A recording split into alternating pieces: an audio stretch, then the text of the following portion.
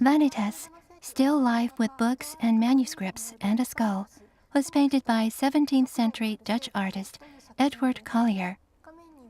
In the painting, various motifs are jumbled together on a cloth-draped table.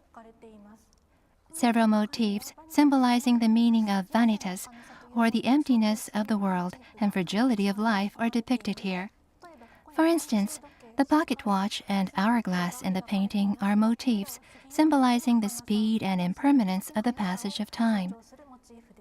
Another example is this extinguished oil lamp giving off its final wisp of smoke, signifying the demise of all things. The overturned empty container and instrument also represent vanitas. The instrument symbolizes vanitas due to the fleeting nature of music. There are several books and manuscripts depicted, some of which can be deciphered to an extent. For instance, this is a chronicle. It can be connected to the passage of time. Interestingly, on the open left page is a face, which is believed to be a portrait of Collier himself. This large book is a collection of sermons by Heinrich Bullinger, a reformer in the Protestant Reformation. It is seen as a motif representing the guidelines that Christians should live by. Similarly, this piece of paper hanging off the table also has religious text on it.